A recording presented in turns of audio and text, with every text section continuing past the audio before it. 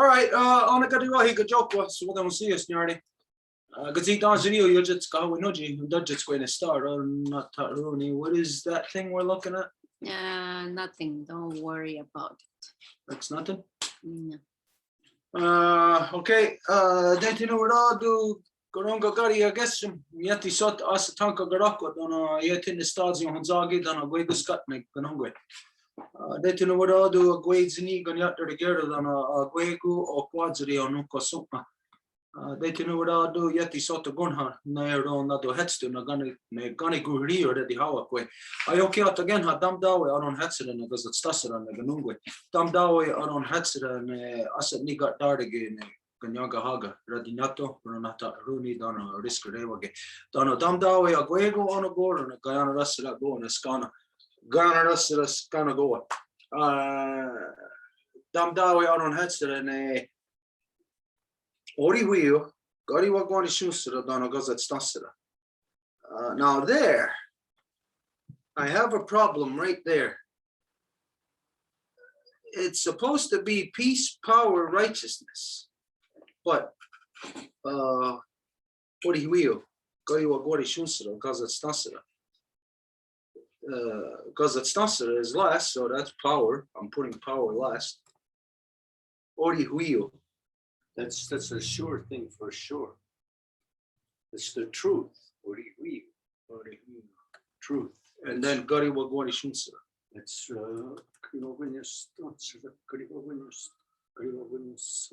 that's respect. Peace, respect, power. Okay, that's what's yeah.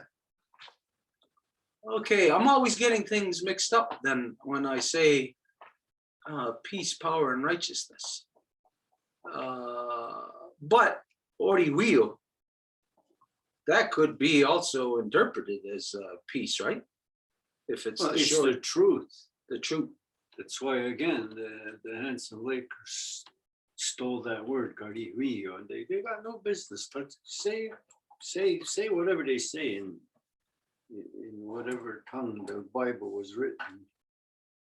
Like they shouldn't even touch our language. They should not, don't touch it. You want to be joined the other side, speak Hebrew then. And that's pretty much the way it goes for all things, you know, like people are today they're passing themselves off as even just Mohawk when you look at really who they are. For instance, the most recent thing here in Ganawagi, the thing that was an issue is about the church here. People have been speaking ever since they've been digging up the bodies of children about doing something about the church, about even tearing it down or just kicking out the priest and just tearing the building down.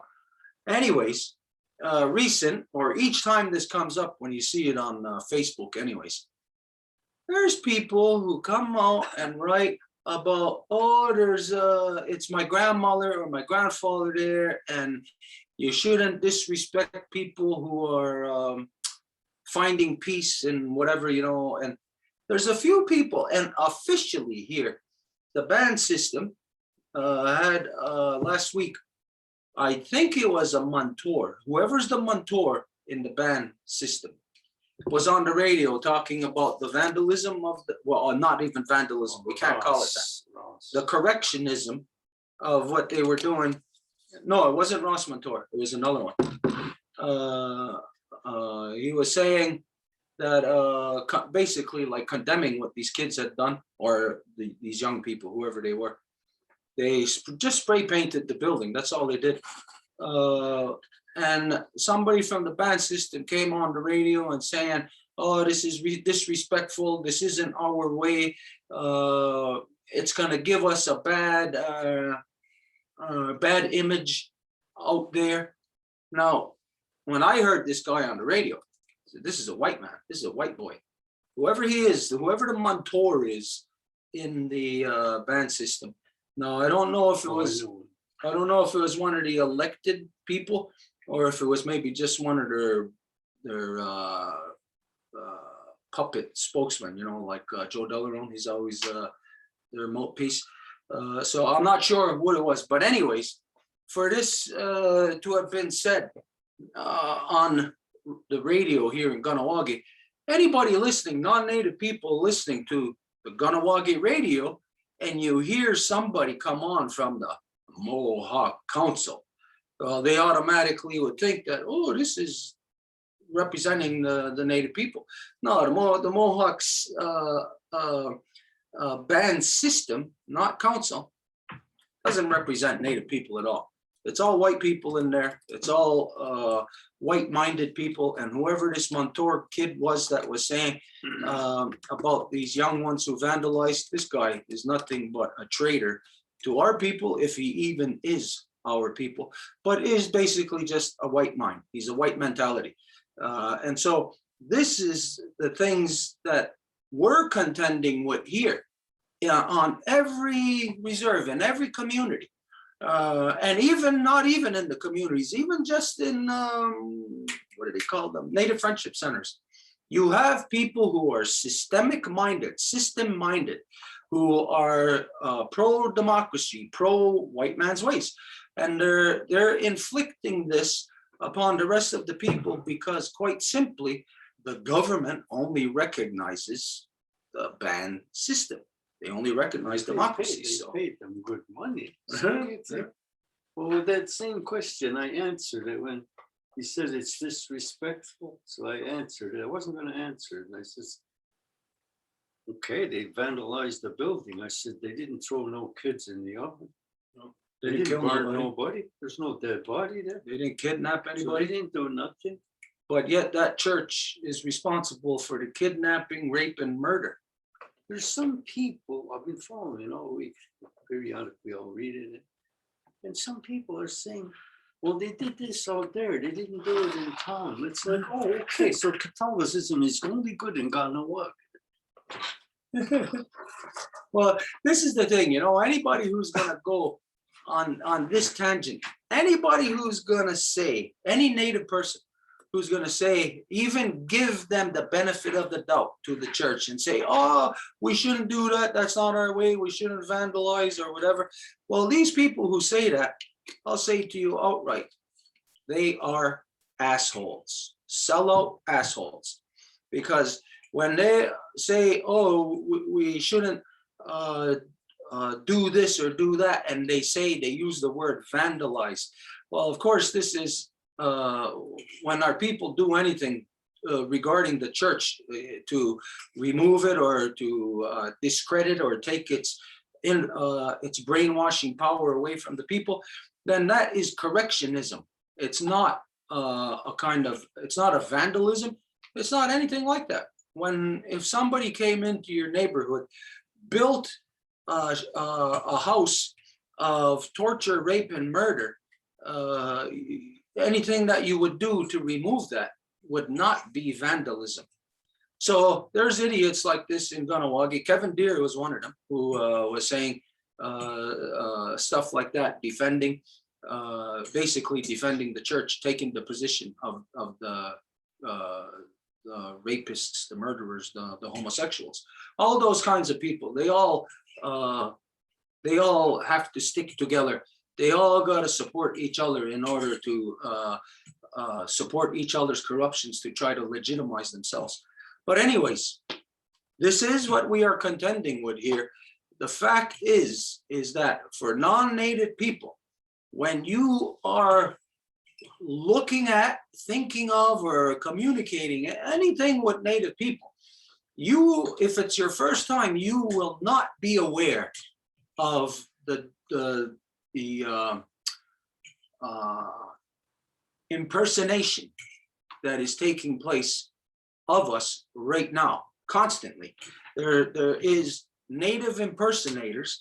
They're all white. They're all non-native in the elective system. They are impersonators of what is the original identity. And these people are distorting it. They're bastardizing it. They are the ones that are putting out the bad reputation, because their bad reputation would be for the natives to accept the genocide, That would be the bad reputation. So the reality of what the non-native people are seeing in relation to these idiots, like this Montour guy and this Deer guy, who's presenting himself like he's a native, that they are misrepresenting, lying to the people outright to get you, everybody, the non-native and the native people, like, to misdirect your energy. If you wanted Orihuio, you're not gonna get it. You're gonna go to Gadihuio. You're gonna go to the Christian handsome white kiss asses. That's where you end up, because anything like McGill University, any government structure, officially, their connections are to the genocidal elective system. So when you have something like McGill University in relation to reconciliation, McGill University and other universities, all these government structures are not involved in any kind of reconciliation. They are involved in a whitewashing, covering up a continuation of when Stephen Harper apologized for kidnapping, raping, and murdering children. Imagine if you could just apologize for that. That's the whole thing. They want an apology. You're not just going to say, I'm sorry. Yeah. I said, the Jews didn't forget about all the people, 6 million of them that got killed, and I respect them. Yeah. They still hunt down the Nazi war criminals, and they're always usually in the United States. Yeah, well taken care of. So you think of this right here.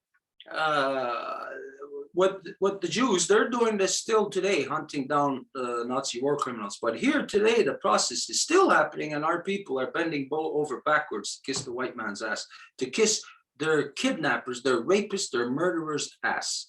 This is the Christian handsome Lakers. This is the sellout elective system. And these are the people that are putting the false identity, because they are imposters, putting this out there right now through the media, through everything that they do. The corruption has tons of money because they got their hand out to the government all the time, and the government always throws money at a problem. So they use our people to cover up the voice, the true voice of the people. But this is the purpose, or one of the purposes, of this Kanienkeha class, to not utilize the fake Mohawk language that they're using. Now, mind you, if you don't have any language at all, if you are a Kanienkeha person, then yes, you learn what you can. But if you're going to learn a language that gives you a mindset of the white man, but you call it Mohawk, then this is where impersonation it does its true damage. Because any person learning Kanienkeha, they are supposed to be learning great law of peace. They are supposed to be learning matrilineal. They're supposed to be learning our ceremonies, longhouse. Instead, what their Mohawk language is today, it's Christian, it's the democracy, it's the elective system, it's accepting basically everything that's coming down the pipe at us to destroy us, fed to us right from Europe. And these people are being spoon-fed because people such as the people we're talking about, they're not Kanienkeha. Their mothers are not native. Their mothers are white. And when you know that we identify all the time that we get our direction, our purpose from our mothers. Your mother teaches you, trains you. It's bred into your mother. So think about this. All these people today that are defending the church, all of their mothers are white European. So they're trained for generations to accept lies, to be the lie. And so now when their white European mothers are mixed with the native people here, then they call themselves Mohawk. And they give you a distorted language that may sound like Kanienkeha coming out of their mouths, but it is, for all intents and purposes, it is the sentiment of the white European.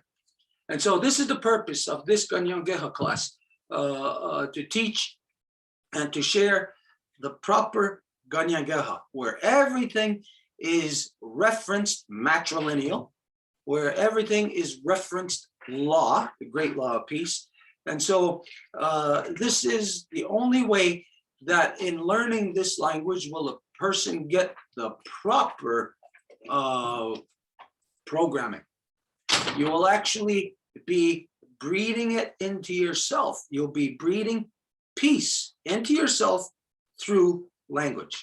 Okay, so this being said, in the last little while, there's been a lot happening with water in and around with us. I don't know about any of you, maybe as we go on, you might, we'll talk about this. Maybe you have something to share about recent experience in the last few days connecting you with water. So just to fill you in a little bit so you know why we're going to talk about water tonight, is yesterday we had a meeting in, where do we have a meeting? Center of Interpretation for the Water in Laval. Okay, and this was part of an ongoing process of what everybody knows of us pushing out the moon, Kanienkeha moon teachings to get this out to the people, to give people a new, not a new perspective, but a proper scientific perspective of how you interact, interrelate with the environment, with creation. Anyway, so we had a really good meeting yesterday. It's going to lead into some very exciting things. We're already, we agreed on working together on a couple of projects that are coming up in this month, right? In August? September. Okay, so anyways, very important about the waters there. There's going to be more that work that Wayagero as we go on into the month with these people. We're even going to end up doing Kanienkeha classes about water, just water for them, because they have a water museum. Anyways, so we had a meeting with them, very good meeting. Today was our quarry cleanup. That's the lake that's in front of our house. It's a big lake. It was an old quarry that just filled up 300 feet deep, and it's huge area. Anyways, we've been clearing that up, cleaning it up now for the past 26 or 27 years. They call that Yanoyo Guatsta. Yanoya Guatsta. Is to dig up stones. Oh, okay, we don't want that one. Okay, but that's so what was I saying? Okay, today was our 26th or 27th annual quarry cleanup. This is the first time that we didn't promote it. We usually, I have a sign hanging up right across the street. I just left that sign hanging up since last year. Got all twisted up. I didn't do nothing about it. Just left it there. All I did this morning is I spray painted 2 pieces of plywood saying quarry cleanup today. We didn't, usually in the past, we would solicit funding, donations, you know, like people would donate garbage bags or even hot dogs or whatever. We didn't do that this year. We're in a different time now. All our connections, all our relations have to be in accordance with law. We have to take responsibility ourselves for our own actions, blah, blah, blah. We can't be connected to this or to that. So this is the first time now that we didn't solicit, we didn't ask, we didn't promote for anybody else to come and help, to come and assist. It was just us doing it. And so today, the first time doing this, it left me holding the bag because everybody left early and I was by myself. And I went around as far as I could around the lake. Luckily, it wasn't that bad, but I had to do it all myself, got a sore back, and not to say I did it all myself, but anyways, so there's a good energy, a good something happening around water. For us, we could say it's every year at this time anyways, every last Saturday of July, that we do the quarry cleanup, and it's really a weekend thing. So the power, the energy around the water is what we want to focus on tonight, what we want to connect to. So we're going to go around, and again, everybody is going to participate. So think of what you want to say, to have translated, something to do about water. Don't necessarily listen to the first person and think, oh, okay, well, I'll do it like there's.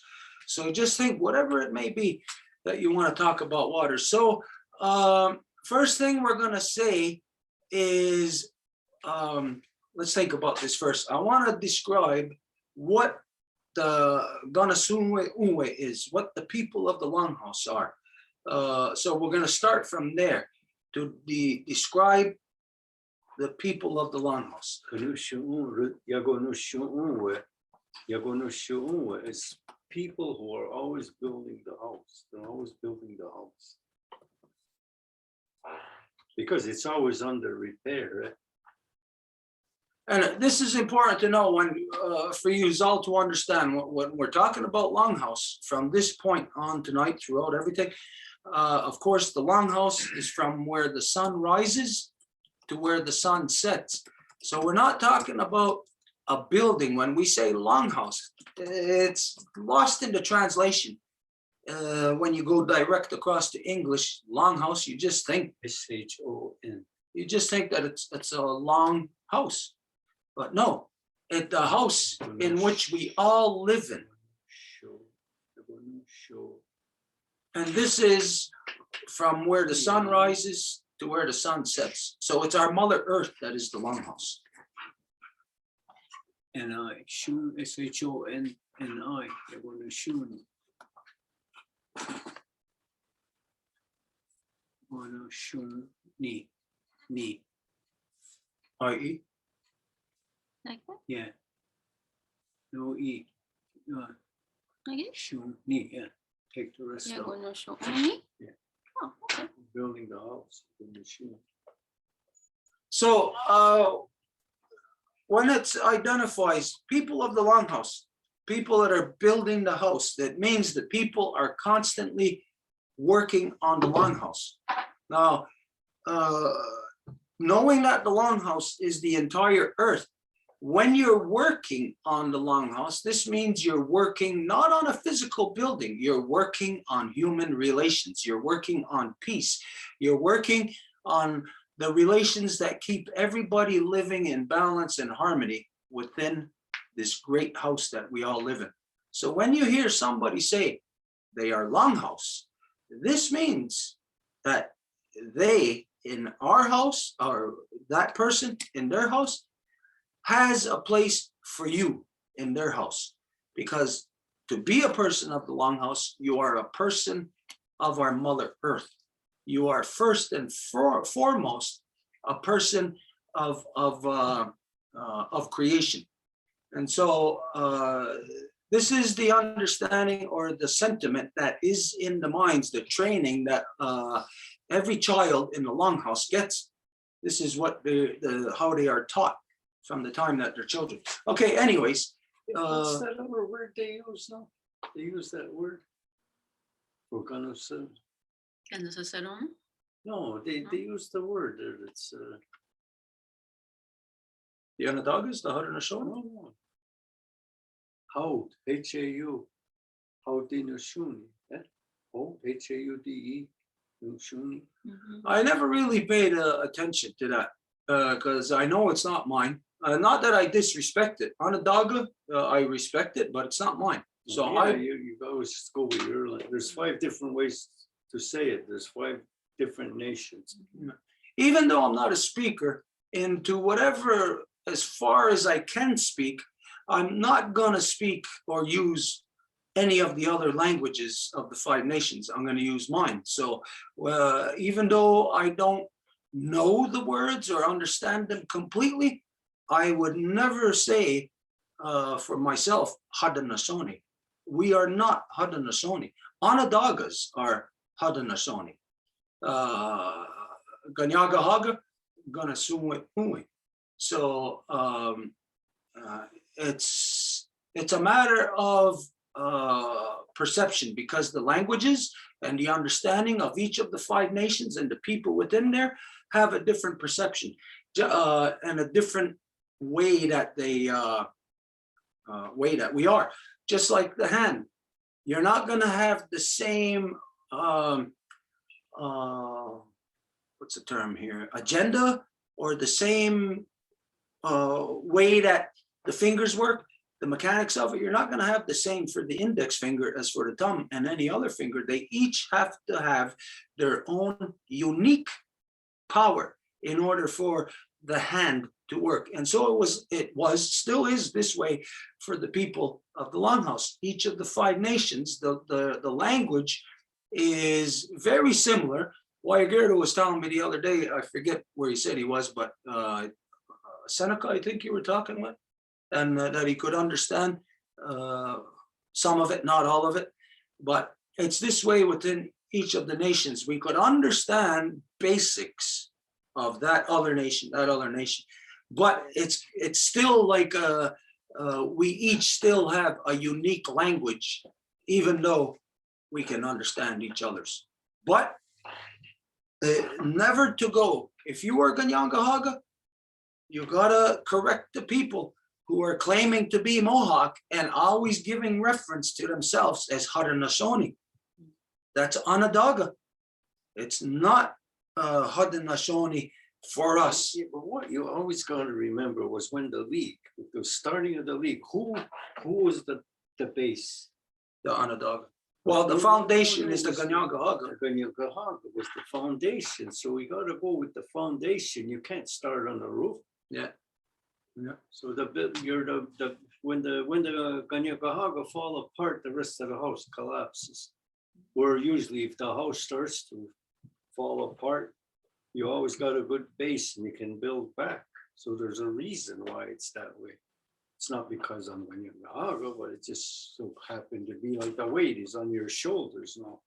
But then you look at what everybody's been learning here since Handsome Lake, which is basically only since 1991, when Handsome Lake came in at the so-called Mohawk Trail House. That's when it was April 91, when Jake Thomas brought their so-called healing wampum to them, when they officially became Christian Handsome Lakers, which are people of the elective system, because Christian Handsome Lakers identify that they are apolitical, which means they don't take a position on politics.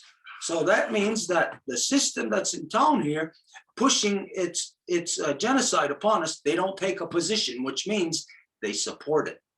They're not against it, and they don't say anything, they don't say that they're for it, but they do not speak against it. So when there's genocide in your neighborhood and you're not speaking against it, that means you are for it. Okay, so blah, blah, blah. Let's, Janet raised her hand. okay, go ahead.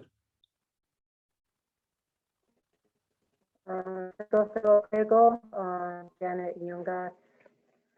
My mother is Teresa. My grandma is Joanta.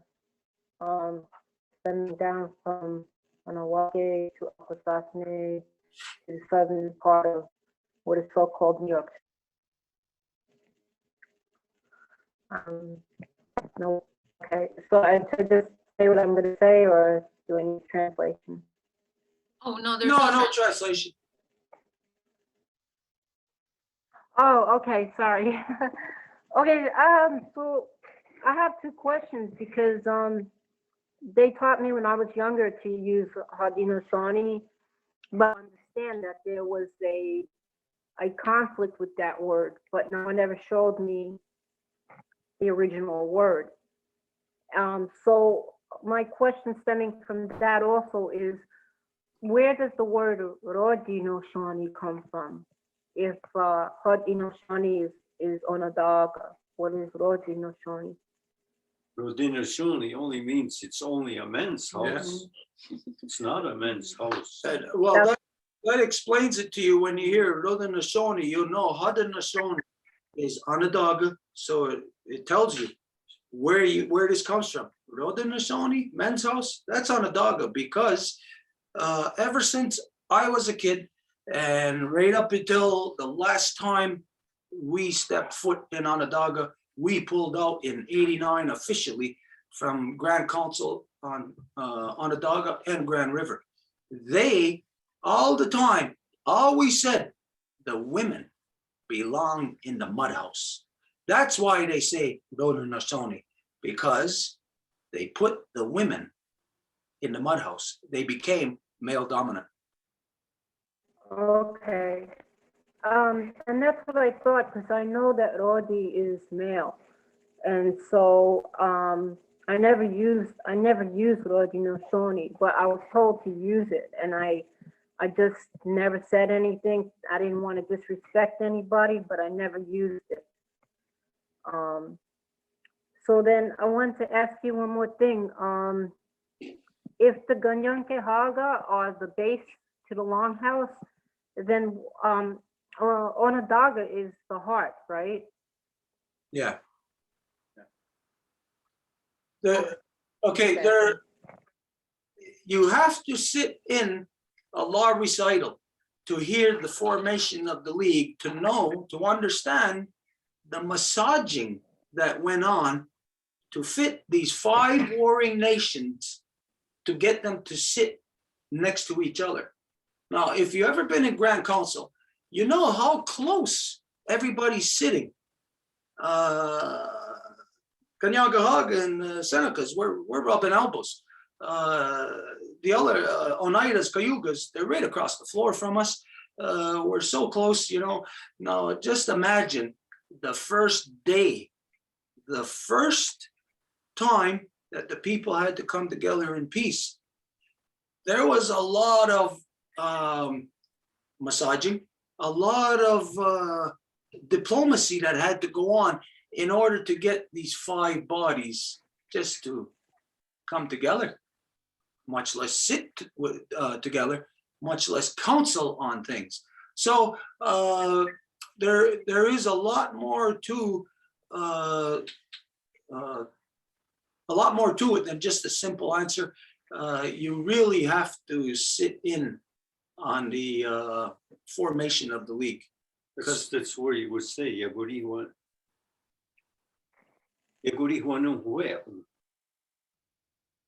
if they agreed within law. Okay, let's put that, it'll fit there. OIA, Yago, RHI, Wa, New, NONH, where? Where? New, see, new, that's they agree in the brain. That's why they say Scott Nigura. We have to think of one mind when you're talking in law.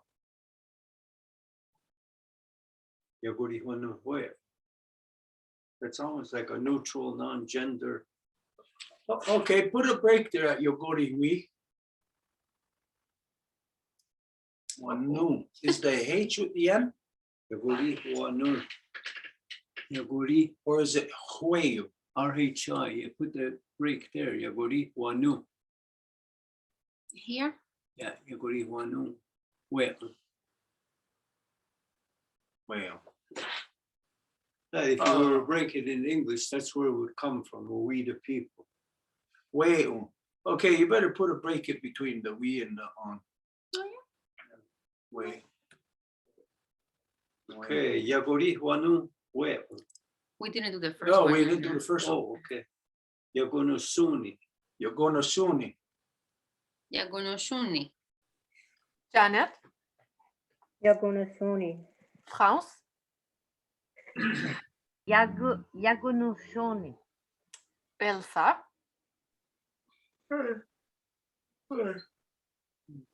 Yagonoshoni. Marie-Claude, Yagonoshoni.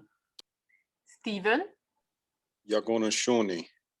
Lisa, Yagonoshoni. Harold, Yagonoshoni. Anne. You're muted, Anne.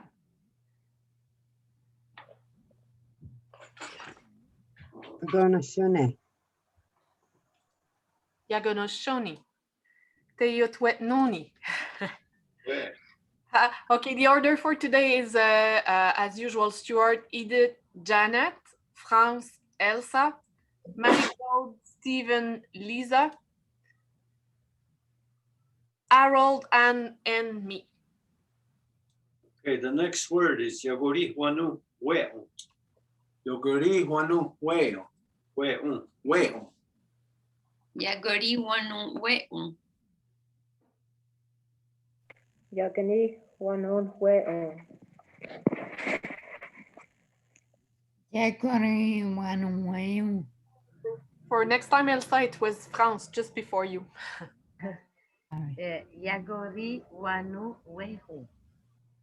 Yagori wanu we'u. Yagari wanu weon. Igori wanu weon.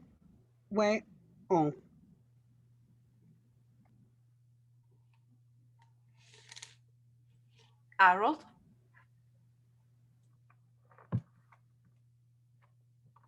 Are you there, Harold? You're muted.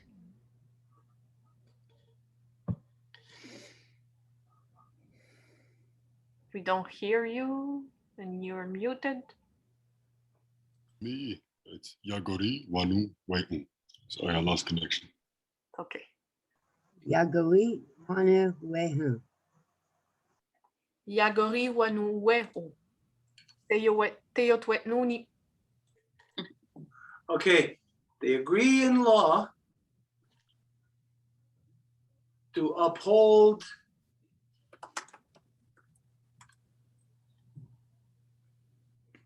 the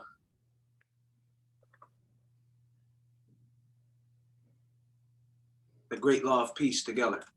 Now, is that going to be a conflict? Because it's said up there, they agree in law to uphold the great law of peace together. Well,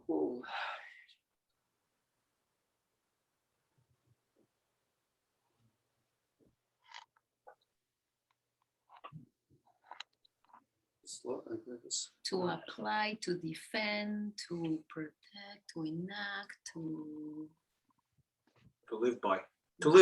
Yeah, let's put that to uphold. okay, To live by. Ayeri gets go. yagi, Ayeri wa agi, di, RHI. Ayeri. wa, Ayeri. Would they be agreeing to share the law, which is the foundation of the whole great law of peace, is that it's a shared law? Anybody who is Longhouse is in a way of life of sharing everything. The purpose of having law recital every 5 years is so that everybody has the same information, the same knowledge. HA. So it's all about sharing. HA. RA. TATE. Ayeri wa haradate. It's to live. To live. Oh, okay. Oh, I tell you one, it's to right to lift. No, to live by. well, uphold was kind of like, Uphold. Okay, uphold. Ayeri wa. Is that uphold? Yeah. Okay, put uphold. Ayeri wa haradate.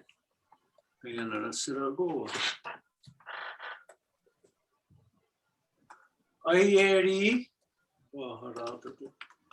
So put the break there. Ayeri. And then what? How'd you say it? waharadate, What? Okay. What? Arada. Wa hara. Ayeri Wahara Tate. And Guyana Rasura Go. I don't think you have to break that anymore. No, we don't have to break that. Okay. Ayeri Wahara Tate. Guyana Rasura Go. Ayeri waharadade, Guyana Saragoa. Ayeri waharada de Gayanara Saragoa. Ayari Waharatade Guyana Rasaragoa. Ayeri Waharadade Ganayara Saragoa. Ayere. Sorry. Okay. Ayere Mahara. Mahara. Tade. Mahara Tate Gana Sara. Do we say Gana Sara's gonna go out or Guyana Rasura Go. Gana Sara go out? Ayeri Waharadade Gayanera Saragoa. Ayeri wa haratate Guyana Rasaragoa. Eri Wahara Dada Ade. Dade Ganarasara Goa. Ayeri Wahara Tate. Guyana Rasura Go. Whoever's next. Thank you. Yeri, Wahara, Tate, Guyana, Sarago. Wahari. Ayeri. Yahari. Nice to hear it again. Ayeri Wahara Tate. Yahi. Hararasate. So you're not listening. Ayeri Wahara Tate. Hari. Hari. Ayeri. Hari. Anagasare. Anasara. Because you're reading it, just listen. Read it. Ayeri Wahara Tate. Hanari. Hanaratade. Guyana Rasura Go. Hanarasara goa. Yeah, that's why the language was not supposed to be written. You had to know it. You know, I mean, I'm not scolding you, but you had to know it. That's why it's so hard. Like even a perfect speaker of any of the 5 dialects, he or she can't read it. They know it by heart. Just a template to go on. So whoever's next, Ayeri Waharatate, Guyana Rasura Go. Ayeri waharatate Gayanara Saragoa. Teo twet noni. Okay. Okay. Okay, so now we're gonna start describing what a person of the longhouse is, what they have to do. So,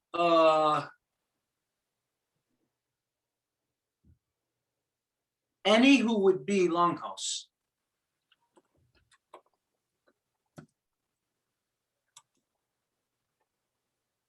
Muka.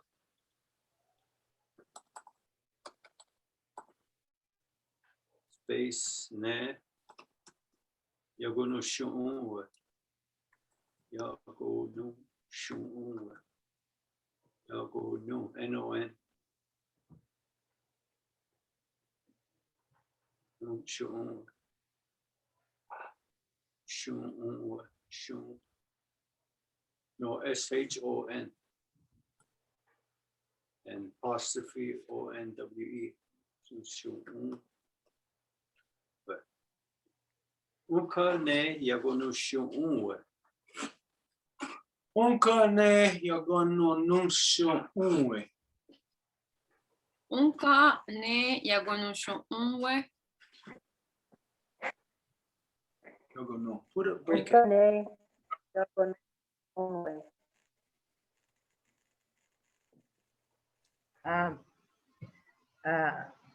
Yonka ne yakono shunwe. Uka. Uka ne Oh, that's it, Edith. You got H, huh? yeah. I was thinking of. Okay. Okane yagono shunwe. Unkane yagonu shungwe. Ngane yakunu unwe. Ungane yagono shungwe. Unkane yogono sho unwe. Ongone iongon gonong shon onwe. Unkane yagonung shun unwe. Very good. Kane Yagano Shone. Shunwe.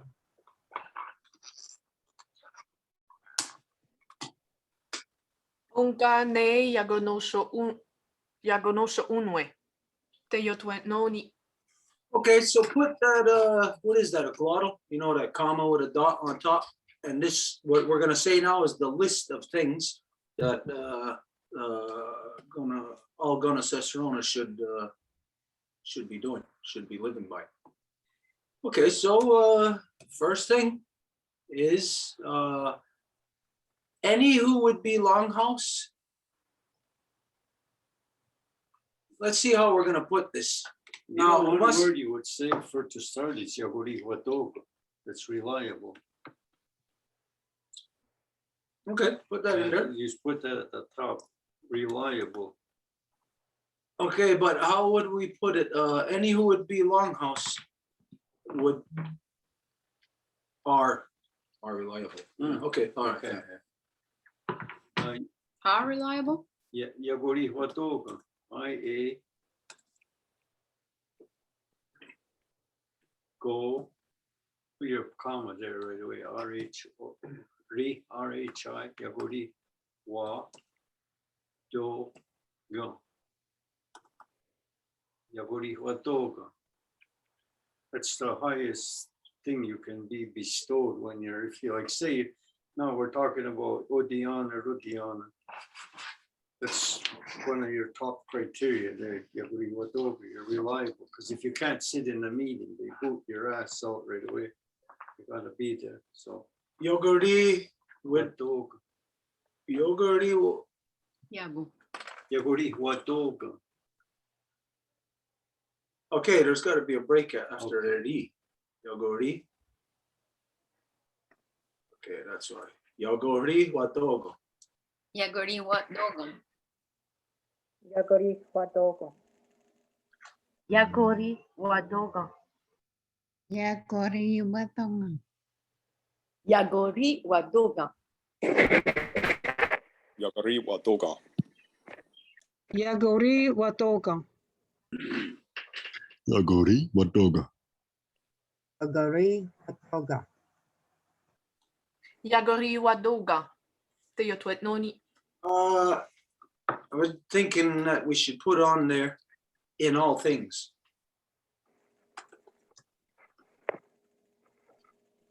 Yagori watoga. And then we have to add aguego, space, nahotonso, NAHOTEN, SON. Aguego, nahotonso. Yoguri watogo aguego nahodanso. Yagori what dogon, aguego na hodanso.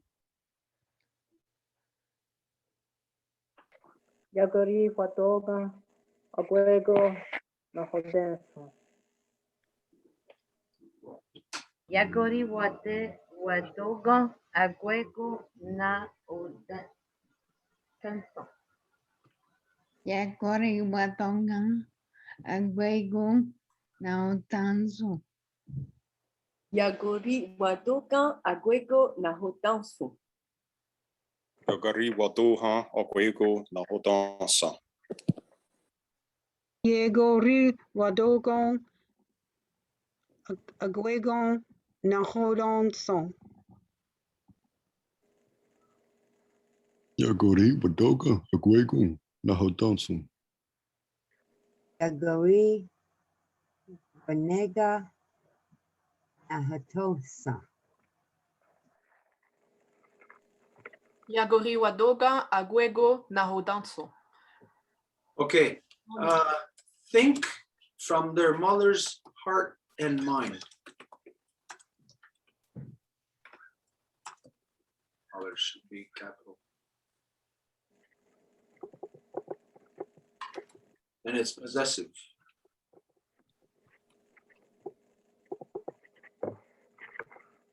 Okay, Dazanu Dunyungo. Daza no nu nu N-O-N-H. Dazanu Dunyungo Dunyu. And I double N. Dunyungo. Got any stunts, Sarah?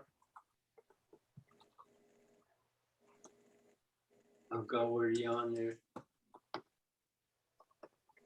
Agawariyaneru. Hey, what the heck happened?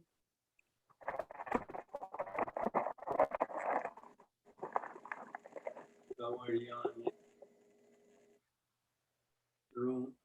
Agawariyaneru. Seragonso. Agawariyaneru Seragonso. Dano. Ago nigun rago. Or ago nu warago. Ago nu warago.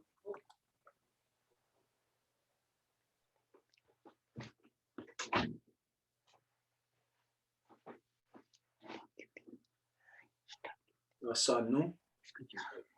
Dazanu. Yugo. Because it starts it up. Agaweran. Agawer. Agawer yaneru. Sera. Uso. It's good, Dano. Agonu. Warago. Agonu warago. You know, I just want to say something, because the other night I was invited to come and go into a Kanienkeha meeting, and it started at 7, but I had a class, so my students are loyal, so I can't change it. So I told them I'd enter the meeting late. And when I got there, it was already 8 o'clock, but I mean, I'm not surprised. I told them. And somebody was trying to be a bit of a smart ass, and they said, oh, Onawara, oh, he's here now, he knows everything. Where are they on there? And I said, I don't know everything. I don't know everything. But I wasn't taught by a nun or a priest how to speak Kanienkeha, I'll tell you that. I was taught by my mother, who was a Tahioni, was a wolf clan. Was a wolf path maker. So I wanted to say something. I just said, oh, that's what I said. I didn't learn from a nun or a priest. I learned from my mother, and then they kind of laughed it off. But I set the table straight, because you're all going to have an accent. Anybody through the whole Confederacy, all the Kanienkeha is going to have their own accent. Ganasadagi, Aguizasne, Wata, Tayandanego. So when somebody's talking to me, I just listen. I just say, well, I wouldn't say that way. I don't know how. It's the way their mother must have spoke. But don't try and be like a wise guy and say, oh, I wouldn't say that. Well, who cares what you would say? We don't have the same mother. And some people, they're only learning. It's their second language. I give them credit for trying, but try to be respectful to who's still around that can speak. You know, there's something to understand about what happened, the chain of events that took place here in every Native community. When you know that they had Nazi concentration style residential school camps, you know that was to kill children. It was designed to kill. It wasn't designed to teach people the same way that the concentration camps they used to kill the Jews. It wasn't trained to teach them. You could say it was a school to train the rest of the Jews who survived. Well, in that sense, it was a school to train in a very evil way. But here, the residential schools was done in conjunction with the imposition of the genocidal elective system. Now, this is what they call democracy. And so it was that system that kicked out the Kanienkeha woman, kicked them out of the communities and encouraged the Kanienkeha men to marry non-native women, to marry white women.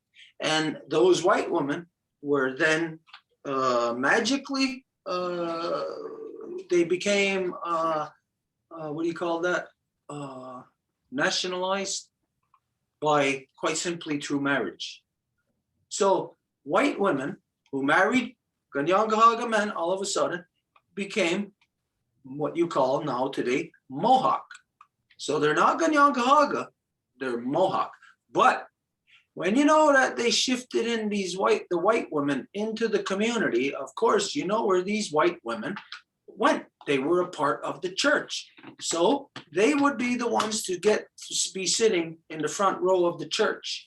And since the church was the one in control of the residential school policy, that meant they beat up the native kids, even killed them if they spoke our language, but they encouraged the children of the white women to speak Mohawk. This is the reason why you have all white people today who are passing themselves off as as Mohawks, because that's what they are. They're Mohawks. They're not Kanienkeha. But it's through this process, official genocidal process of how the language was under attack, to where today now you have language that's out there, but isn't our language. It doesn't talk about Guyana Rasidascanago. It doesn't talk about Orihuio Gariwagari Shunsere. It doesn't talk about Great Law of Peace, matrilineal. You know for certain they're not going to talk about Great Law of Peace, because within it is the clan system. And the clan system is clear that the law is clear that in order to hold position, that anybody must have a clan.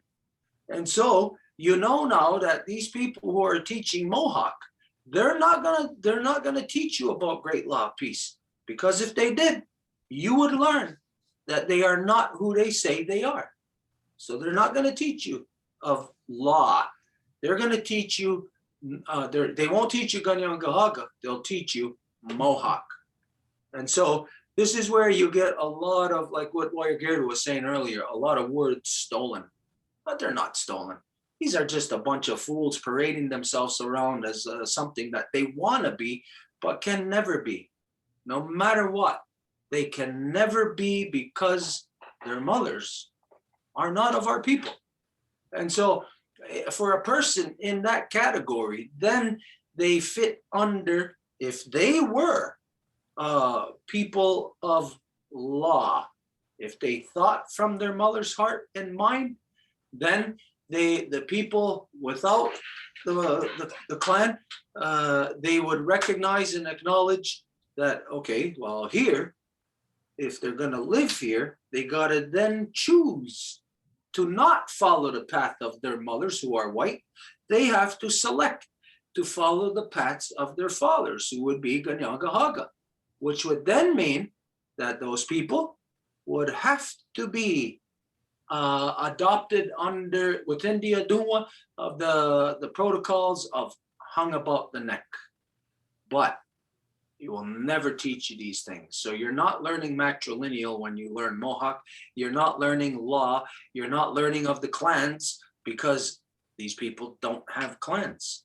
So they're not going to teach you of law. This is why it's so important to steal the language and then to distort it to fit the current narrative of what Native is. And it's not our narrative. It comes direct from Britain. And what direct from Britain, what the narrative is what the golden boy Justin Trudeau just solidified last year in recognizing Métis, Ganawagi, all these people that are expanding what you think is native language, they're expanding Mohawk, they're all Métis, because officially they all changed, identifying that their mothers are white, that their mothers are not Kanienkeha. So anyways, to be Kanienkeha, you have to think from your mother's heart and mind. And this is science, because science identifies that when a baby is in the womb of a mother, if a baby girl is in the womb of a mother, that baby has her eggs in her already. So that means that in that instance, there is a grandmother, a mother, and a granddaughter, all inside of the grandmother. And so every woman in that chain, as she becomes a grandmother, there are three within her. There is her daughter, and her granddaughter. So this is truly that the granddaughter, the mother and the granddaughter are thinking from the heart and mind of the grandmother, of the mother. So this is something that is not just words that that we come up with and, well, you think it sounds good. This is science. Now, what we just said, if you don't believe it's science, then prove it to be wrong. But all the evidence or attempts you may make to prove it to be wrong will actually verify it, that there are the three. In every mother that's pregnant, the child that she holds in her holds eggs within her already. So there is always the three. So we must speak from the heart and mind of our mother. Okay, did we already do that or no? No. Okay. And can you? There's Janet that raised her hand. I don't know. Yeah, I did again, sorry.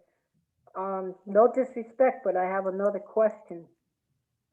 Would it be more important to speak from Guyana Rasaragoa? Because a human, whether it's male or female, may not be speaking along, you know, the way of peace. So it's just a question.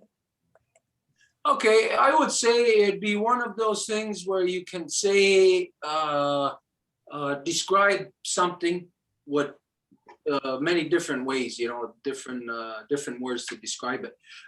If you're thinking from your mother's heart and mind, you're thinking within Guyana Rasaragoa. Now you might say, what if the mother is crazy or whatever?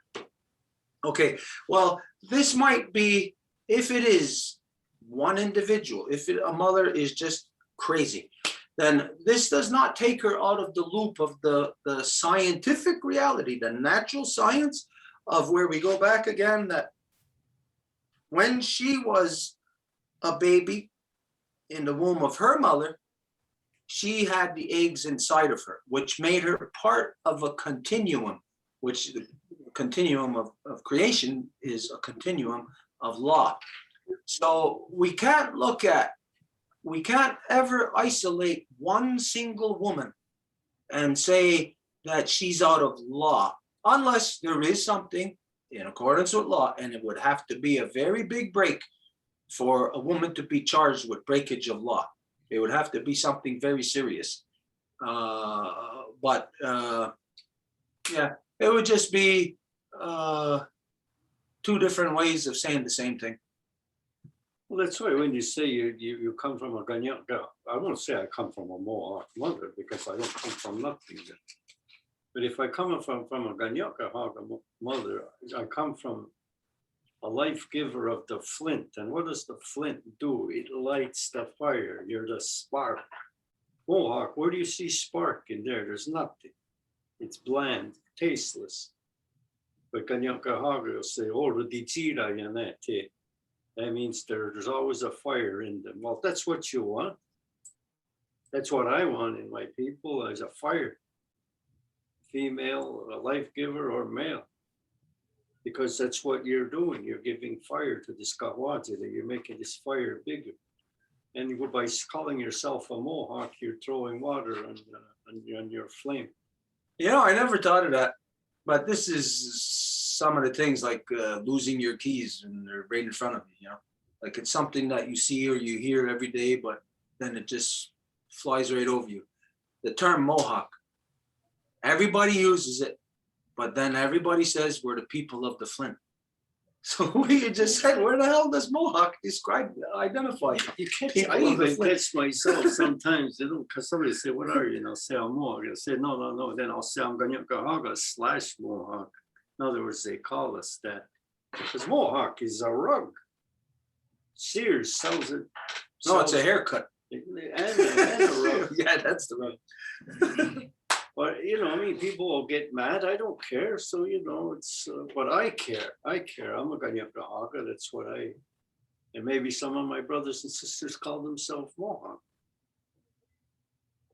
That's their choice. But this goes to show you how they've been taken down the garden path.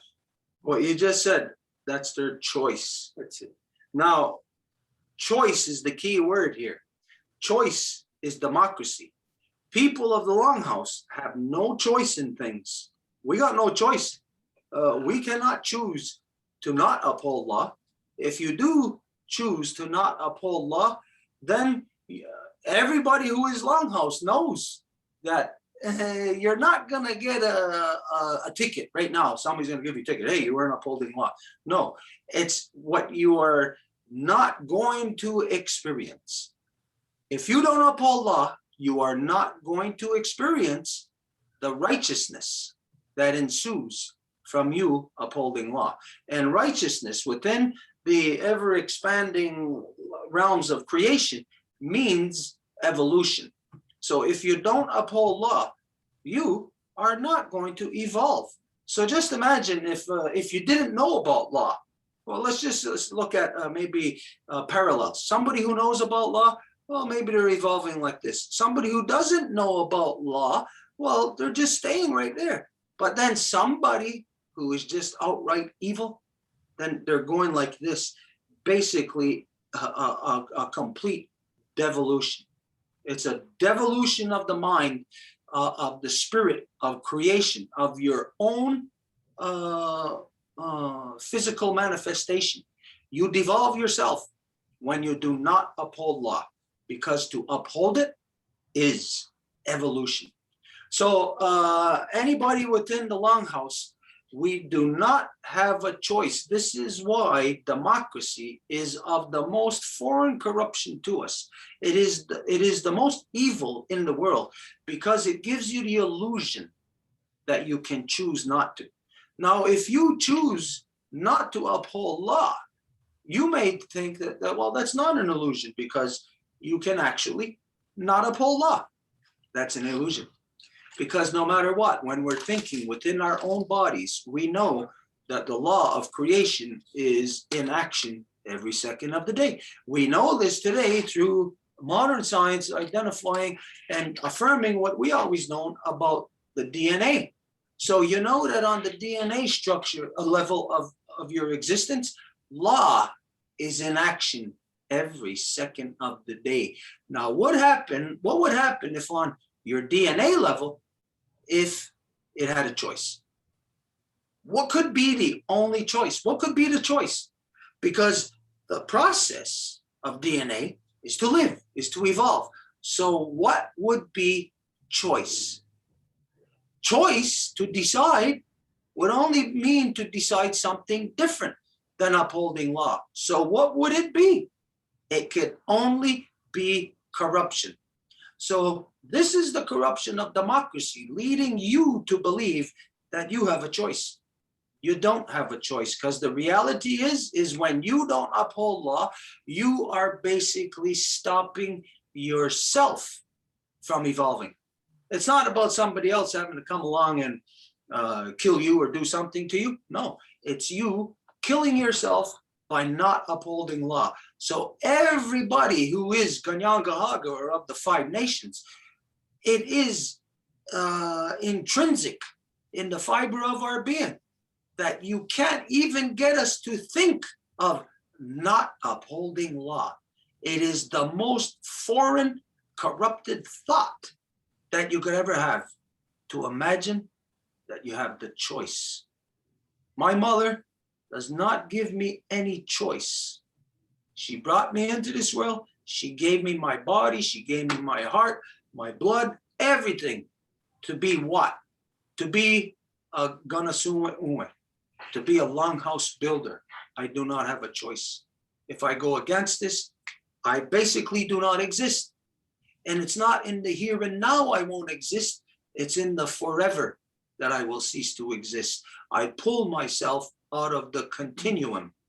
Just like in that DNA, the 2 strands there, something floats by, you put it in there. But usually if it doesn't fit, it's the enzyme that'll take it out and cast it back out into the centrifuge of creation. So imagine if that thing decided itself to pull itself out. That's democracy. Democracy only gives you one choice: corruption. There is nothing else in democracy, just corruption. So when you vote on any level, it is a corruption. This is the witchcraft that has subdued the entire world. And when you look at what has sunk this world into the deepest, darkest depths of the male corrupt psyche, it's democracy. What has created the atom bomb? What has created nuclear power? What has created all the corruptions of war that we have been plagued with for thousands of years now? All democracy. And so you thinking you have a choice, this is when you pull yourself out of the continuum. You are no longer an us, you are just a you. And a you will die off, but an us will continue, because us are working together to build the house, to uphold, to evolve. But you are greedy, you are selfish, you would become a billionaire to fly to the moon. That's what the individual does, and in the process destroys what belongs to the collective. So Kanienkeha never has a choice. He does not have a choice. I do not have a choice. If it was our choice, I bet you right now, we would not be sitting right here. But our choice would be different. Before I came out, I was watching. It's funny when you're going somewhere, something always comes on. And it was a British general, a famous British general at the time. And he said, not me. He said, they were amazing, the people of the 5 nations, because they knew of no hierarchy. He couldn't believe that all these 5 nations didn't believe in hierarchy, which means what? See, he would have got hung by the gallows, the yard arm, because he wouldn't believe in a queen or a lord and all these titles they got. So to see how much respect they had, but hate, because they couldn't live like that. And in our language, that's why I mean, so much they say, oh, I get always language, because they say something that you got there. And they say we're the same height. And I could stand up and Stuart stands a foot higher than me. It's not there, it's intellectual height. That's why a snake crawling on the grass and me and Stuart were all at the same height, ants.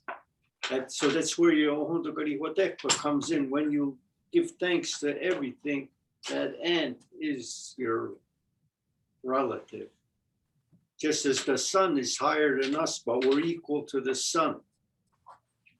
We're equal to the wind. So it's more than what people say about you. So when you know your language, like you always, like for me, I'm always questioning things, and that's when you know you're a Kanienkeha. You question a lot of things. And I like to be questioned too, and sometimes I'll just say, I don't know. That's the way I was taught. It works for me. But you know, these people, like this person, I even said his name, but I couldn't be bothered with his name because I had to come here. And I said, why would I get this message before I go out the door? And then when I come here, we're talking about this equality. They don't know the first thing about equality. Get rid of the queen first and all the kings, and now we're starting to talk. And the Pope, start with him. They'd have you murdered overnight, hanging from a bridge in London. Like their banker, Like their banker. like the banker of the church, the Vatican banker. Yeah, but he got thrown under the bus by the Pope because he lost $450 million in a land deal. Something that you said about if somebody asked you a question and you didn't know, you'd say, I don't know. Okay, this is something that everybody would say. I mean, it's a natural thing. If you don't know, let's say your son asks you a question. I don't know. Now, for the Kanienkeha, people of the Longhouse, there is the fact of that. Not everybody can know everything. You can ask Wayagerdo a question of how do you say Kanienkeha how do you say that? Expeditious, that tongue twister, supercalifragilisticexpialidocious. Does he know how to say that? He'll say, I don't know. But when a Kanienkeha gets to that point of saying, I don't know, there is something greater that we have access to that doesn't permit us to leave it at, I don't know. Yeah, Because you'll always say, but next you'll get eat Weezake, but I will find out for you. this is where the Kanienkeha, the people of the Longhouse, can take any question that we could, let's say it's the ultimate question, whatever that is, that you can't know, that it's a great mystery, but the entire nation must discover it. You can immediately bring that question from your little child to the council. If there's no council, you can bring it immediately to your clan mother, to your chief, and they will immediately, if it is of such a pressing issue that we must discover what it is, then a council will be called immediately. And then through the council, all facts, all truths will be known. So the reality in the collective of Longhouse is you can have a bunch of individuals who don't know anything, who don't know. I don't know how to,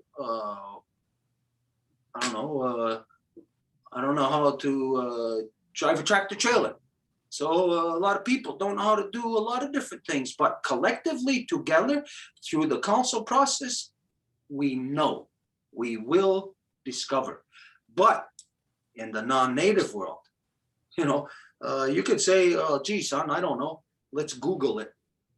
And then today, you know how things are going on the internet, that you can Google something and you can't even trust that you're getting the proper information because it's an anonymous thing. There is nobody standing there with integrity to say, this is my knowledge on this. And that you can say, oh, okay, I'll put that in the bank and I'll use that, because that person has integrity. And even that person may not know, but will access the council process to give them the knowledge of what at that moment they may not know of. So it is a complex system. The whole Longhouse is a complex system, but it is the most obvious, simple system because it is the naturally growing system that not just Kanienkeha to live by, but the entire world. If the Kanienkeha could come to terms of peace and to find our way to the Kanienkeha, then the rest of the world can. Because the Kanienkeha, we're not that we're special, but I'll say that we're probably more Missourians than anybody else. We want to see it more than anybody else. We want proof. We'll fight you to the death on this. We'll take it all the way. We'll do this. We'll do that. The fact is that Kanienkeha, no matter what, will bite onto something, and we're not going to let go. We're gonna take that thing in whatever way we're connected to it or associated to it. We'll take it to its fullest, to its limit. Because we got a duty. That's why they say you got the Rihuayani. If you're not doing nothing about it, you're sitting on your ass. Well, then you are a Mohawk. You're not a Kanienkeha. Because me, what do I care? I'm 70 years old. I could go out and just sit around, wait to die. Oh, I got no time to die, but it's gonna happen. But and my duty is to teach the language. So somebody carries the ball after me. There's a lot of you out there, and they're not all going to be either, because there's more people, non-native, interested in peace. They need the peace in their life. That's what we want. So there's a big, like you talk about, look at this COVID. I even hate it, but I brought it up. You keep Nistan Hudza. Right away we say what you know what we give thanks to her. See, that was our first word. She's so reliable. Did the world stop? Did the tomatoes stop growing? Did the water stop running because of COVID? Nothing's supposed to stop. That's why within the Confederacy, even if somebody dies, business still keeps going on. And people will stop for a certain time, but not the whole wheels stop. It's got to keep going. Some people are in a mourning position. So one day it's going to be us, and they're going to keep going. So we're not going to say, hey, Stewart's working, and Guayagera just lost his brother. I know later he might lose somebody in the family, then he's got to stop, and I got to keep working.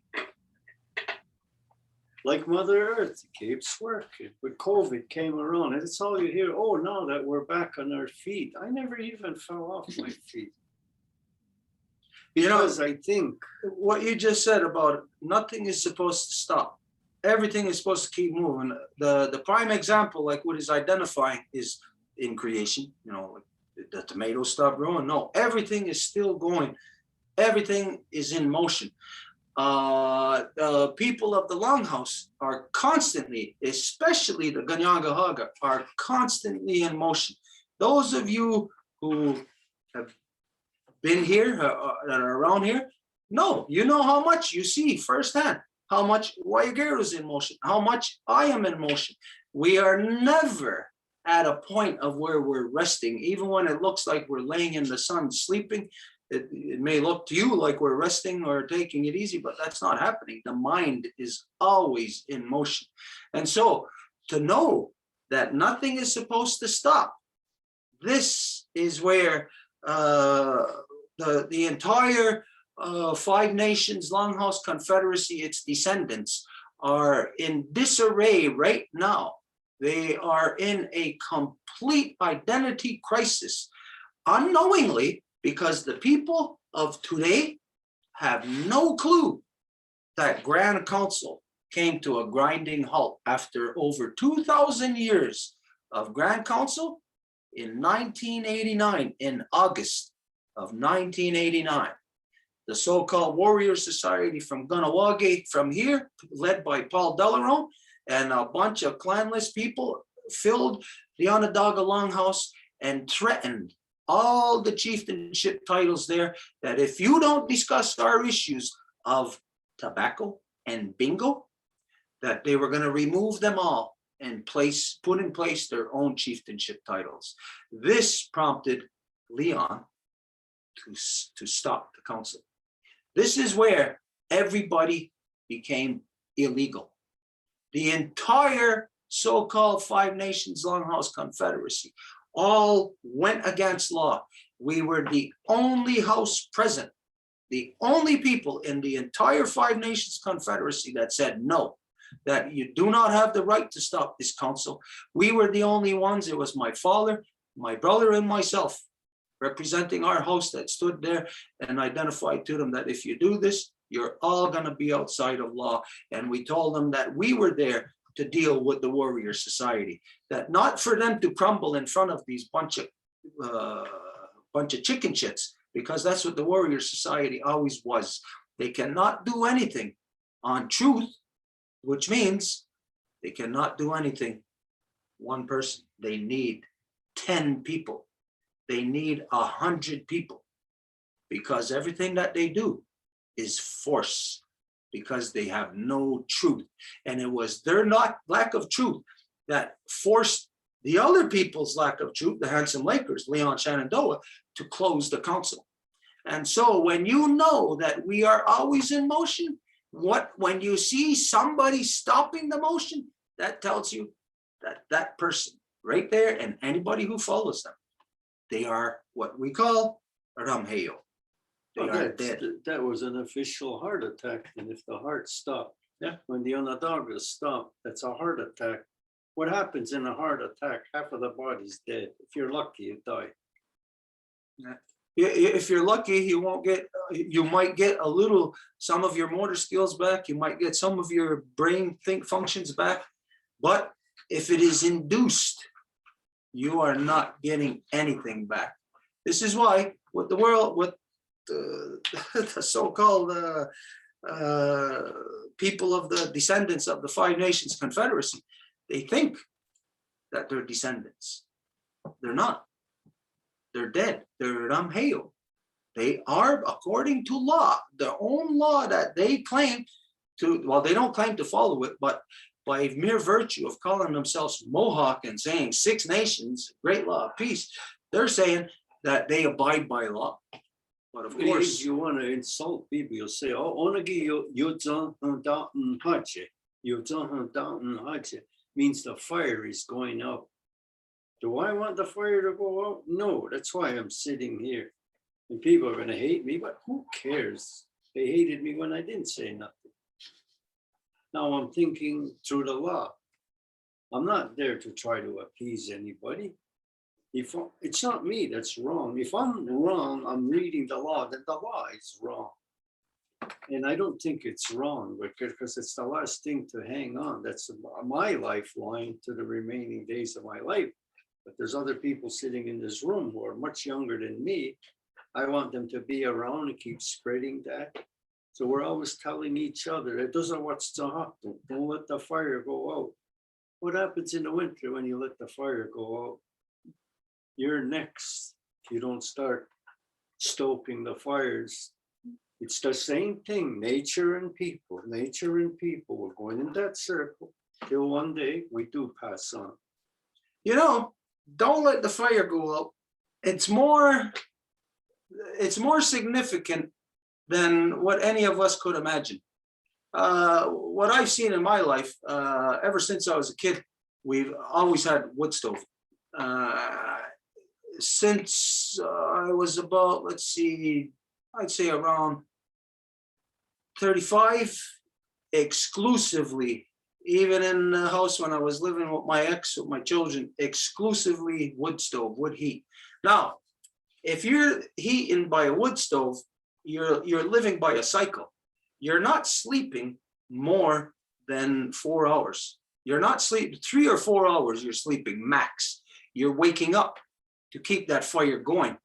But like he said, if you don't get up to keep that fire going, well, what happens? You freeze out. So there is a reality of keeping the fire going, of that statement, on a physical level, where today everybody has some kind of furnace, some kind of electrical heat or something, where in the wintertime it could be a bazillion degrees below zero outside, and you're not going to care because you're nice and comfortable inside. It's not reality. Your fire isn't really burning. It's a false sense of security. It's not a real, like a real human cycle that you're living when you're sleeping in your house in the winter and you have central heating or something, and you don't have a wood stove. You don't have to get up and keep the fire going. If you have a wood stove, you'll know that you're not sleeping any longer than 4 hours a night, continuous, you'll go back to sleep, but you're not sleeping any longer than 4 hours. But that's why years ago, when they would cut wood, you know, you get some of this wood that's got knots in it. They would put them on the side, and at night, 11 o'clock, when my father, before he goes to bed, oh, bring the one with knots, and he puts it in. And it takes, that will carry you into the morning. You just gotta stoke the fire and it starts. Yeah. Then You learn, if you do live by the fire, there's a lot of things like that you learn. There's a lot of different woods that you know that if you cut down an ash tree right now today, if it was living, you'll be able to burn that tree right away. But if you cut down a maple, you're not going to be able to burn that. If you cut down an oak, it's not going to be firewood for you right away. If you had a big flame going, yeah, you could throw it on and it will burn, but it's not your main like staple of the fire. So little things like this is parts of the cycle that a person will learn that doesn't seem to be practical application today. But I remember this when my oldest son, Anahahawi, was born in 97. He was born in August, and then over that winter was the ice storm. On our street, we lived right on the river. We had a sliding glass door right on the river, freezing cold out. Nobody on that street had power. People were freezing. People had to go to the Knights of Columbus to stay in there where we had a wood stove. And there was even some times where we have to have the windows open, had the door open, people driving by, ice storm out, freezing cold, and here we got the door wide open. You know, people were like, you know, I won't say they're envious, but they're not able to live in their house next door because they did not have a wood stove. So some cycles you may think are not practical today. You're wrong. Whatever is the natural cycles of creation, the way that we live, the way that the things that we're supposed to be accustomed to and that, these are the real things. Everything else, the way that it is the artificial. And artificial means exactly that. It cannot sustain itself. And so everybody, if they're living in artificial, and let's say power went out, switch went off, you're going off with it. Okay, anyways, we didn't do that yet. No. Okay, this is our word. Tazanu tunyogo ganistatsara agawariane ruseragoso dana agonu waragoso. Gonson? Okay, agonu warago. So yeah. So dazanu tunyungo ga nistansara agawariane ru seragonso dano agonu waragonso. Okay, wara. Yeah. And at the beginning, daza.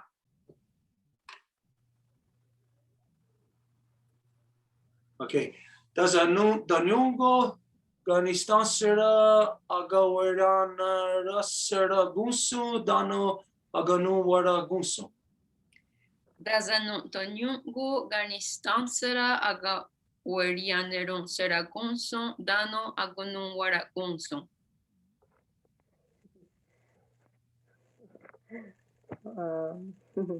Daranun Donyonko Ganistansera Agawer Yanero Seragunson Dano Aganun Waragunson. Excellent. Wow. Yeah, that was hard. Yeah, you're good, Janet. Wasn't hard, you did it. I'll try. You could be friends. Yeah, I miss you. Tazano Doni Yunko Ganis Denta Sera Guardianero será gunso dano algún waro gunso. Good one. Dasano donongo canistan será guardianero será gunso dano algún waro gunso. Waro Dasanunto nunco canistan será agewerianiru seragunso dano aganun waragunso. Dazanu Tonyoko, Ganistansara, Agawer Yanero, Saragoso, Dano, Akono, Waragoso. You can go ahead, Harold. Lisa had to get out for a bit. Thank you, Connie. Asanum don yonko, Ganastansara. Agawe Yanarum, Saragunsu, Danu, Agano, Waragunsu. Good one. Very good. Asana Anagusa Dazanu Tunyungo.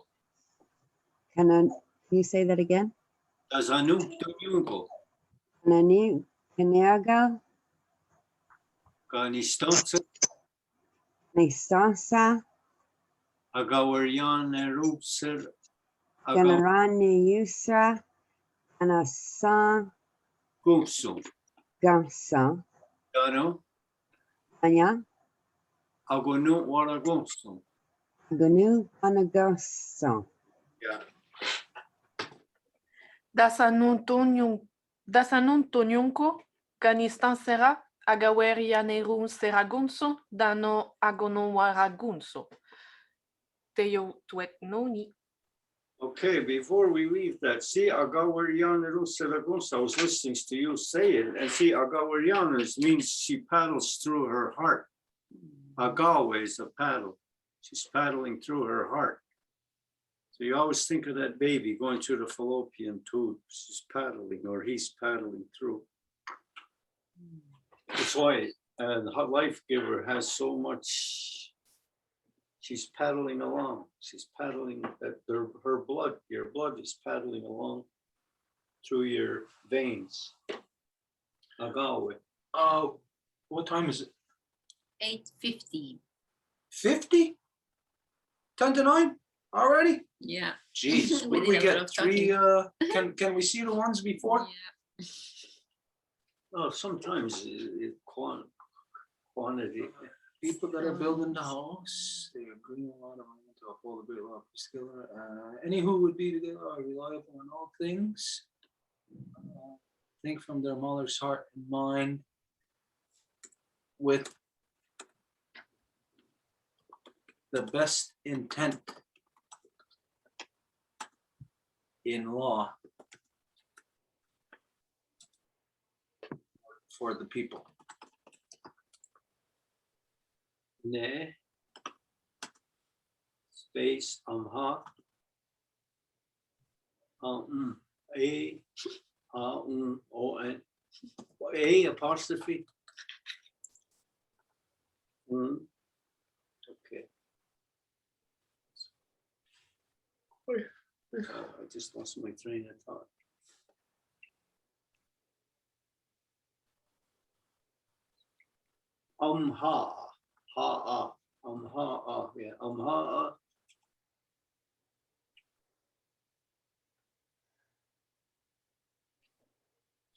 Yeah, Jody Wadogo, T-I-O-R-H-I. Oh, excuse me. W-A-T-O-K-E-N, Jody Wadogo. Guyana Raserago, space, Guyana Raserago, Guyana Raserago. Uguetage, O-N-K-W-E-T-A-K-E, Uguetage. Now, okay, you don't have to split that. Jody Wadogo, so Jody Wadogo's okay. Guyana Serago, Ungue, Dage, Dage. Neamaha, Juri Wadogo, Gayanara Serago, Ungue Dage. Neon Ha'a, Jori Wadogo, Guyana Sarago, Ungwetage. Ne aon ha'a, Jori Wadoga, Gayanera Serago, Unwetage. Ne on ha'a, Jori Wadoga, Guyana Rasago, on Guedage. Nea on ha'a, Jori Wadunge, Guyana Serago, on Guedage.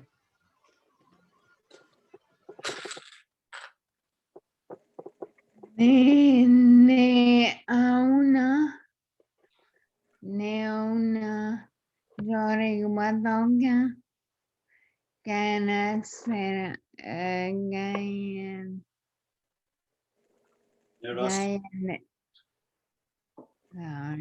Gayanara Serago. Gana Seragu Ongwetake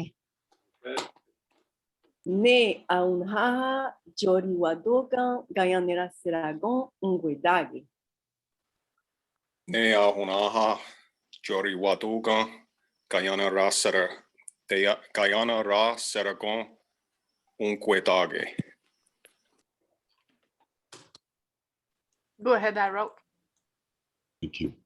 Ne Aoha'a, Jori Wadoga, Gainara Saragu, Ongwedaga.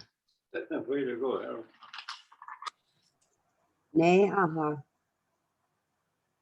Roje. One. Ha. Neamha, Jori Wadoga. Ne haha. Jori Katora. Anasarage. Anagwe. Ha. Wet dog. Okay. Ne Aunhaha, Diori Wadoga, Gayanera Serago, Ongwedage. Teyutwet Nuni. It's 5-9. Okay, we better do the have Wayagera say the all in Kanienkeha now. So everybody knows this is where you got to keep your microphones off.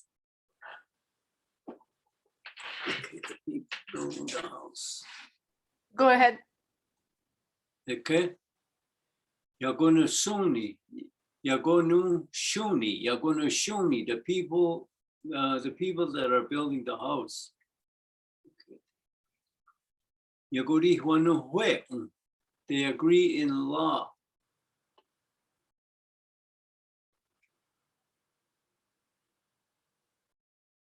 Ayeri Huarada de Gayanara Serago to uphold the great law of peace together. Gayanara Serago, yeah. Oh, Ayeri, go back. Ayeri Huarada de. Ayeri Huarada de Gayanara Serago to uphold the great law of peace. The light was throwing up. Okay. Ukane Yagunu Shunwe. Any who would be longhouse, okay. Yaguri Huatogo Agwe Nahotanson. Agwego Nahotanson. All are reliable at all things. And okay. Nazanu Tunyungo Ganistatsera Agawarianer Ru Seragonson Dano Agonu Waragonson, to think from the mother's heart and mind. Okay. Nenam ha Juri Huatogo Gayanara Serago Ongwetage. That's it. Yeah, it was short tonight. We had a lot of dialogue in there. Good to talk. Yeah. Talk. Okay, didn't go, the intent was to go more from here into water, but as you know, everybody, the dialogue was too big tonight to fit everything. So we're gonna continue next week in this vein. So we're gonna ultimately, we're going into water because this is the ultimate connection for the Kanienkeha. You might think, if we're the people of the Flint, why would water be our ultimate connection? Well, next week, you're going to learn about the science of how fire comes from water. And this is something that the Kanienkeha always knew. Now, try telling anybody else this anywhere on earth, that fire comes from water. Anybody's going to think that you're crazy.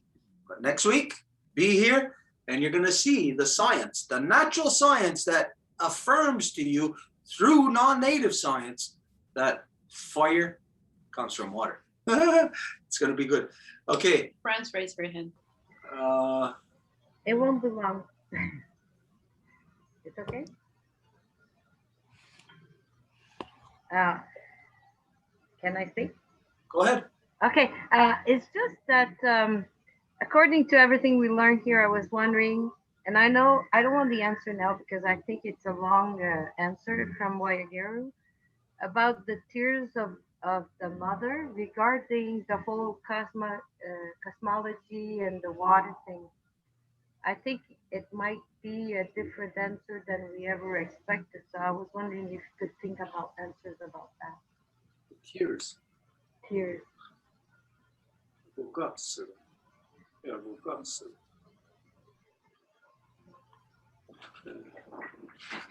Yeah, but like, what's the question? I'm not hearing the question. What is like the real signification of tears in Kanienkeha? Vugatsu. Well, it's the eye water. It's like tonight, right now, as it gets dark, the stars are gonna, the stars bring water down. It's where the water comes from, the stars. And it's the only thing that comes from the skies. I mean, at night, it's just the droplets. That's why your roof is all wet in the morning. It's the stars comes from there, and then it's handed down. That's in the orbit life, and then on Earth it's the human life, but then all the plants have all that dew on there. So they must be crying too, you digas, so they have, they're teary-eyed. Doesn't mean they're crying, they're teary-eyed. It's a cleansing when you cry. You know, when you got to look, as the law identifies, everything is looked at based on its own merits. So you got to look at, you got to consider, when you're talking about tears, crying, there is origins to it. You know, you got to think in creation. If everything was the way it's supposed to be, where and when do people cry? Okay, you know when? First time, it's when a mother is giving birth. And so why is she crying? It's a combination of things there. Physical pain and happiness, joy. So there you have a combination of reasons, two main reasons why you cry. One is because physical, you're hurt. Somebody punched your face. Oh, it hurts. Another reason, your feelings, your emotions. So in the world the way it's supposed to be, if you cry because of emotions, it should only be because of happy emotions. There should not be any mothers crying in this world because of sad emotions. Outside of things like, you know, when it comes time for somebody to pass, but even that, within the way that is not a sad thing. That is a happy thing because it's the exact same thing as the first crying. The mother was crying because she was giving birth, a birth process. Life was changing in transition. Now, when a person dies, it's the exact same thing. The person's being born again. They're in transition from this realm of existence into the next. So that's not really that's not a sad cry. It is an emotional cry, but it's not an emotional cry like somebody tormenting you. That's when like somebody dies, like from an illness, a terrible illness. We'll say and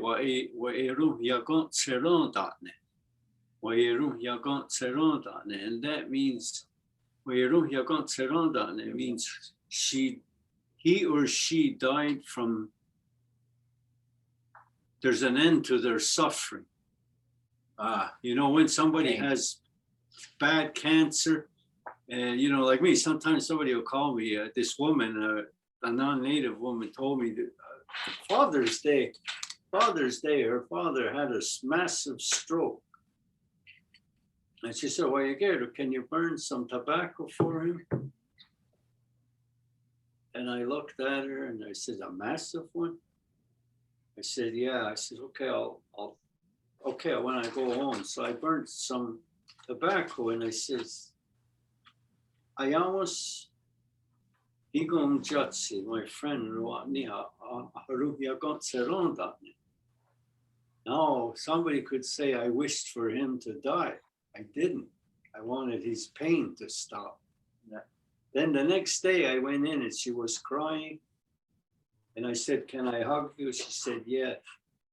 And then she said, I said, I'm going to be perfectly honest with you. I went home and asked your father for his pain to end. So I said, you take it that I wanted him to die? He says, I understand. I says, me, if I'm a man too, and I wouldn't care if I died on Christmas Day or Father's Day, it wouldn't make a damn difference to me. I would want the pain to end. I says, because his quality of life would have just been down to zero. And she said, thanks for being honest. I says, well, I had to tell you. I didn't want to tell you, but I said, it's almost my job to tell you that. To end their pain. And you hear that, I mean, you don't hear it anymore. You don't. But the older people who still talk and they'll say that,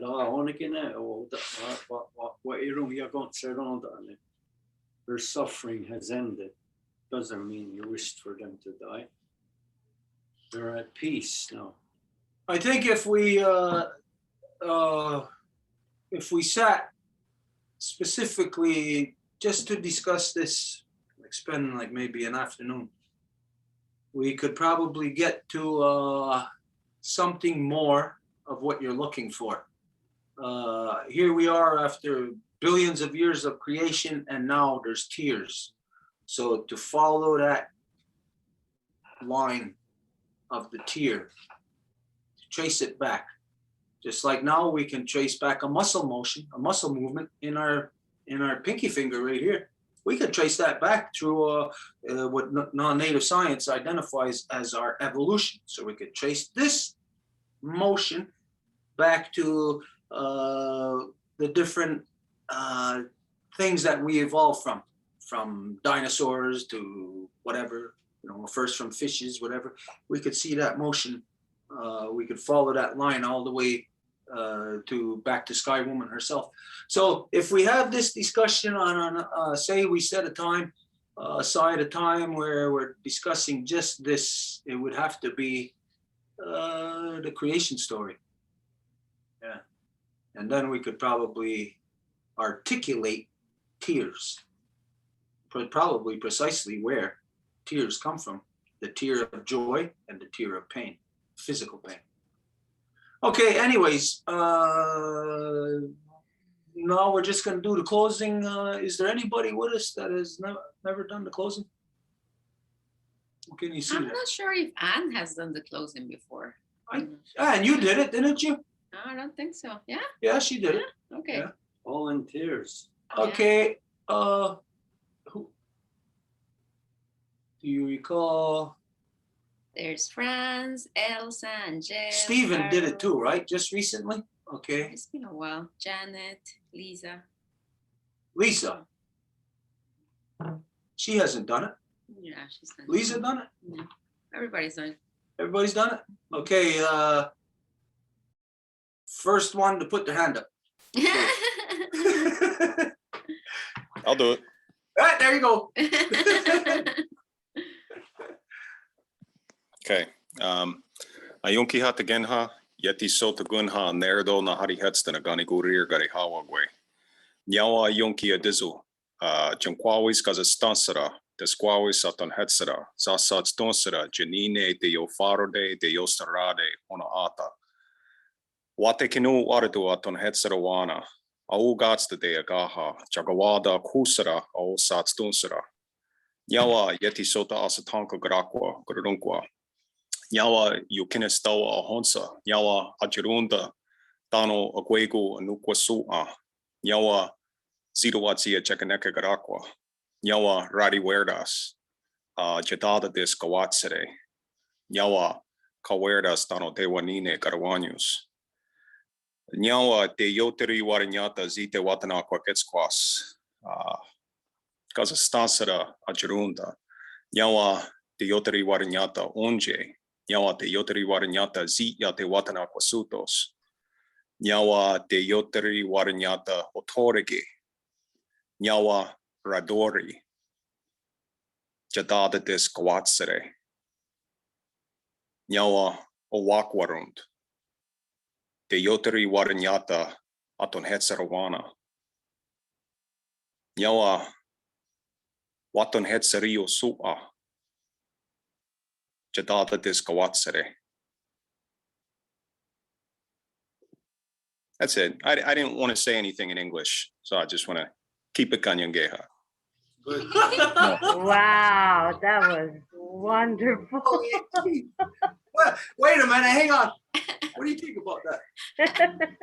If it was 1 out of 100, he got 110. Ah, Not so much about how good he done on it, just the fact that that's being done. What do you think? Well, you know, if he said that, he's got to know one thing, that in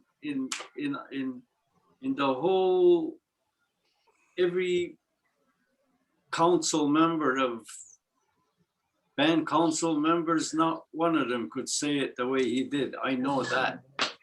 Not in Ganawaga anyway, and I don't think I was Osna either. I was understanding, I would say about 70% of it. There's a lot of words that, as you know, I'm not a good Kanienkeha speaker. A lot of the words I know are new words, and I caught some of the new words that we done, but I didn't understand them. But when you just did it, I was able to understand it more. For some reason, I don't know why. I was able to comprehend more. Maybe there's a fact of when you got a good Kanienkeha speaker, maybe there's like an intimidation there or something, or you're just not like there's no room for mix-ups or anything. Well, I'm teaching a couple right now from Wisconsin, and they're learning the Kanienkeha, the great law. We're on law number 4, and what I do is I say, you read it. It's written phonetically. And Christ, they do it good. They're a couple, though. They practice together, and I just laugh and I say, man, you're amazing the way they say it, you know. And that's why, you know. And then I says, get ready for people turn around and say, well, what are you, a wannabe? No. That's getting old. That you're jealous because you never even tried. Because you got a piece of paper that says you're tax-free and you get your medicine. This is a flip-flop in reality. As we know, a lot of things are changing it, like diametrically opposite to what they are now.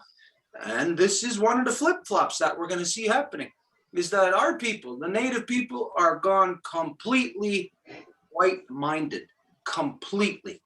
And that's the majority. Here in Ganawaga, 99.9% are gone completely that way. But then what Wayagoino and I are seeing, because of the people that we work with, we're seeing the exact opposite in the non-native people, that they are flip-flopping, and then while this is happening, the native people who are thinking and living like non-natives, they're saying, hey, like what he just said, what are you, a wannabe?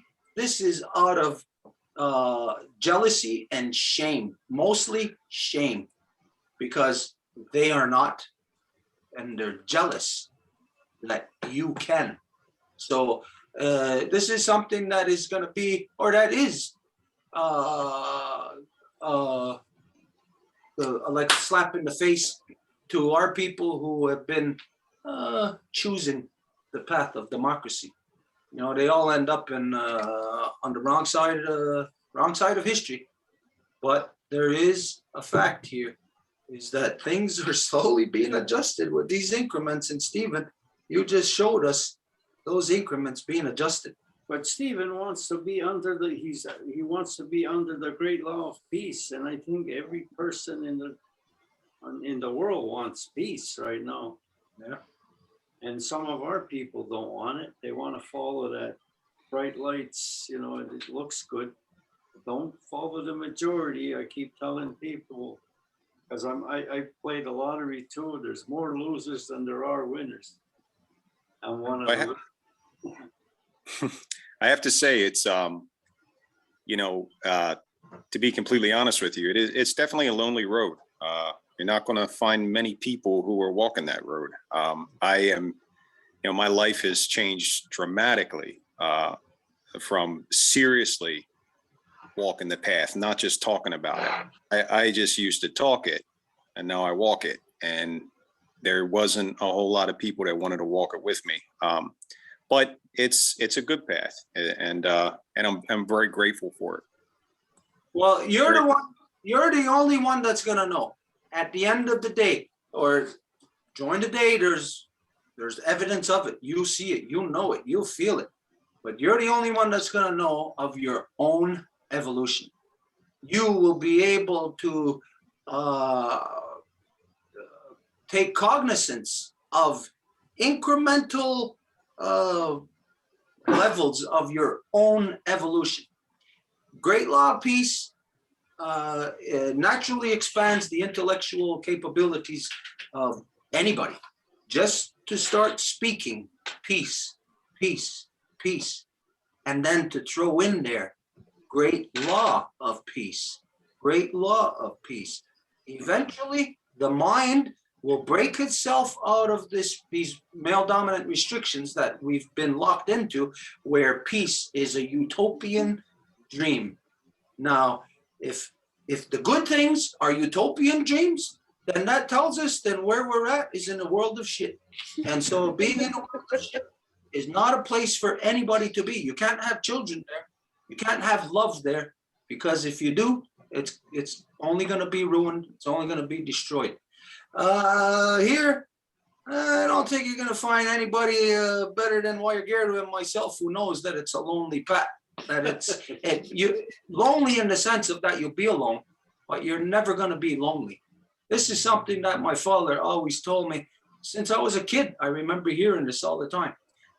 On this path, you're going to always be by yourself, but you're never going to be alone. The other day, I had this young lady visiting me, and she wants to learn the Kanienkeha, and she asked me all kinds of questions. And I love these young people. They are so.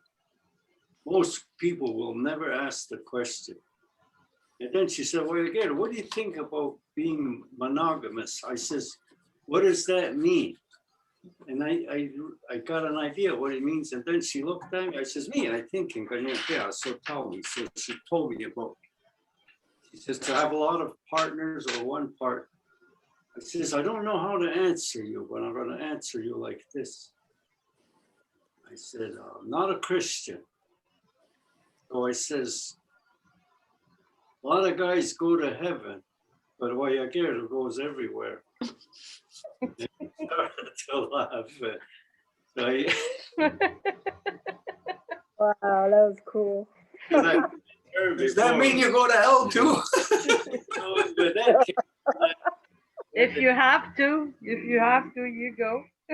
came from that, you know, all girls, good girls go to heaven and bad girls go everywhere. So the shoe fits, you know. Okay, and I guess that's the signal. It's That's time an to sign off. amen. Hey, you guys were inspired tonight. It was a very lovely Zoom. I love you all. Okay, now we'll go, everybody. Down to Thank you. Now go, everybody.